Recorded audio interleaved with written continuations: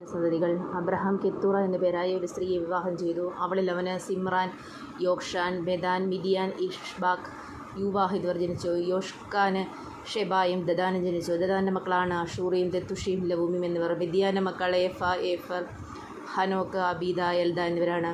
ഇവർ കെത്തൂറായുടെ സന്താനങ്ങളാണ്. അബ്രഹാം തനിക്കുണ്ടായിരുന്നതെല്ലാം ഇസ്ഹാക്കിന് കൊടുത്തു. തൻ്റെ ഉപനാരികളുണ്ടായിരുന്ന മക്കൾക്കും അബ്രഹാം ധാരാളം സമ്മാനങ്ങൾ നൽകി. താൻ ജീവിച്ചിരിക്കുമ്പോൾ തന്നെ അവരെയെല്ലാം മകനായ ഇസ്ഹാക്കിൽ നിന്ന് ദൂരെ കിഴക്കൻ ദേശത്തേക്ക് അയച്ചു. അബ്രഹാത്തിൻ്റെ മരണം. അബ്രഹാത്തിൻ്റെ ആയുഷ്കാലം 175 വർഷമായിരുന്നു.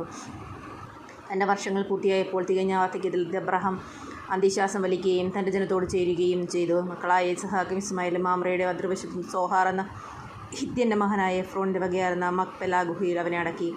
ഹിത്യരിൽ നിന്ന് അബ്രഹാം വിലയ്ക്ക് വാങ്ങിയതായിരുന്ന വയൽ. അവിടെ അബ്രഹാം ഭാര്യ സാറയോടൊപ്പം സംസ്കരിക്കപ്പെട്ടു. അബ്രഹാത്തിൻ്റെ മരണത്തിന് ശേഷം ദൈവം അവൻ്റെ പുത്രൻ ഇസ്ഹാക്കിനെ അനുഗ്രഹിച്ചു. അവൻ ബേർലഗ് ഹൈറോയിൽ പാർത്തു.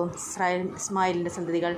സാറായുടെ ദാസിയായ ഈജിപ്തുകാരി ഹാഗാറിൽ അബ്രഹത്തിനുണ്ടായ ഇസ്മായിലിൻ്റെ മക്കൾ ഇവരാണ്.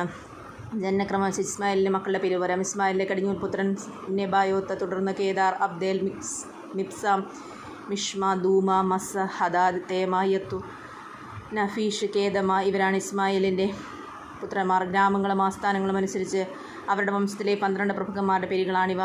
ഇസ്മായിലിൻ്റെ ആയുഷ്കാലം 137 വർഷമായിരുന്നു. അവൻ അന്ത്യശ്വാസം വലിക്കുകയും തൻ്റെ ബന്ധുക്കളോട് ചേരുകയും ചെയ്തു. ഹവില മുതൽ ഷൂർ വരെയുള്ള ദേശത്ത് അവർ വാസം ഉറപ്പിച്ചു. അസീറിയയിലേക്കുള്ള വഴിയിൽ ഈജിപ്തിൻ്റെ എതിർവശത്താണ് ഷൂർ. അവർ ചാർച്ചക്കാരിൽ നിന്നെല്ലാം അകന്നാണ് ജീവിച്ചത്. ഏസാവും യാക്കോബും. അബ്രഹാത്തിൻ്റെ പുത്രനായ ഇസ്ഹാക്കിൻ്റെ വംശാവലി. അബ്രഹാത്തിൻ്റെ മകൻ ഇസ്ഹാക്ക്. ഇസ്ഹാക്കിന് 40 വയസ്സുള്ളപ്പോൾ അവൻ റെബെക്കയെ ഭാര്യയെ സ്വീകരിച്ചു. അവൾ പാദാനാരാമിലുള്ള ബത്തുവേലിൻ്റെ പുത്രിയും ലാബാൻ്റെ സഹോദരിയുമായിരുന്നു. അവർ അരമരായിരുന്നു.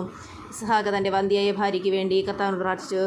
കർത്താവ് അവൻ്റെ പ്രാർത്ഥനകൾക്ക് റെബെക്ക ഗർഭിണിയാവുകയും ചെയ്തു. അവളുടെ ഉദരത്തിൽ കിടന്ന് കുഞ്ഞുങ്ങൾ മല്ലിട്ടപ്പോൾ അവൾ കർത്താവിനോട് ചോദിച്ചു, ഇങ്ങനെയെങ്കിൽ എനിക്ക് എന്ത് സംഭവിക്കും? അവൾ കർത്താവിനെ തിന്മനസ്സറിയാൻ പ്രാർത്ഥിച്ചു. കർത്താവോട് അരുളിച്ചു, 2 വംശങ്ങളാണ് നിന്റെ ഉദരത്തിലുള്ളത്. നിന്നിൽ നിന്ന് പുറക്കുന്നവൻ 2 ജനതകളായി പിരിയും. ഒന്ന് മറ്റേതിനേക്കാൾ ശക്തമായിരിക്കും. മൂത്തവൻ ഇളയവനെ ദാസ്യവൃത്തി ചെയ്യും. അവൾക്ക് മാസം തികഞ്ഞപ്പോൾ അവളുടെ ഉദരത്തിൽ 2 ശിശുക്കൾ. ആദ്യം പുറത്തു വന്നവൻ ചുമന്നിരുന്നു. അവൻ്റെ ദേഹം മുഴുവൻ രോമക്കുപ്പായമിട്ട പോലെയായിരുന്നു. അവർ അവനെ ഏസാവ് എന്ന് പേരിട്ടു. അതിനുശേഷം അവൻ്റെ സഹോദരൻ പുറത്തു വന്നു. ഏസാവിൻ്റെ കുതികാലിൽ അവൻ പിടിച്ചിരുന്നു. അവനെ യാക്കോബ് എന്ന് വിളിച്ചു. ഇസ്ഹാക്കിന് 60 വയസ്സുള്ളപ്പോഴാണ് അവൾ അവരെ പ്രസവിച്ചത്. കടിഞ്ഞൂലവകാശം. കുട്ടികൾ വളർന്നു വന്നു. ഏസാവ് നായാട്ടിൽ സമർത്ഥനും കൃഷിക്കാരനുമായി. യാക്കോബ് ശാന്തനായിരുന്നു. അവൻ കൂടാരങ്ങളിൽ പാർത്തു. വേട്ടയാടിക്കൊണ്ടുവരുന്ന മാംസം തിന്നാൻ കേട്ടിരുന്നതിനാൽ ഇസ്ഹാക്ക് ഏസാവിനെ വളരെയധികം സ്നേഹിച്ചിരുന്നു. റെബെക്കായ്ക്ക് യാക്കോബിനായിരുന്നു കൂടുതൽ സ്നേഹം. ഒരിക്കൽ യാക്കോബ് പായസം ഉണ്ടാക്കിക്കൊണ്ടിരുന്നപ്പോൾ ഏസാവ് വിശന്നുള്ളന്ന് വയലിൽ നിന്ന് വന്നു. അവൻ യാക്കോബിനോട് പറഞ്ഞു, അച്ഛൻ എന്ന പായസം കുറിച്ച് എനിക്ക് തരിക, ഞാൻ വളരെ ക്ഷണിച്ചിരിക്കുന്നു. അതിനാൽ അവൻ ഏദോം എന്നു പേരുണ്ടായി. യാക്കോബ് പ്രതിവദിച്ചു, ആദ്യം നിൻ്റെ കടിഞ്ഞൂലവകാശം എനിക്ക് വിട്ടു തരിക. ഏസാവ് പറഞ്ഞു, ഞാൻ വിശന്നു ചകാറായി കടിഞ്ഞൂലവകാശം കൊണ്ട് എനിക്ക് ഇനി എന്ത് പ്രയോജനം? യാക്കോബ് പറഞ്ഞു, ആദ്യം എന്നോട് ശബ്ദം ചെയ്യുക. ഏസാവ് ശബ്ദം ചെയ്തു. അവൻ തന്നെ കടിഞ്ഞൂലവകാശം യാക്കോബിന് വിട്ടുകൊടുത്തു. യാക്കോബ് അവന് അപ്പവും പയർപായസവും കൊടുത്തു. തീറ്റയും കുടിയും കഴിഞ്ഞ് അവൻ എഴുന്നേറ്റ് പോയി. അങ്ങനെ ഏസാവ് തൻ്റെ കടിഞ്ഞൂലവകാശം നിസ്സാരമായി കരുതി.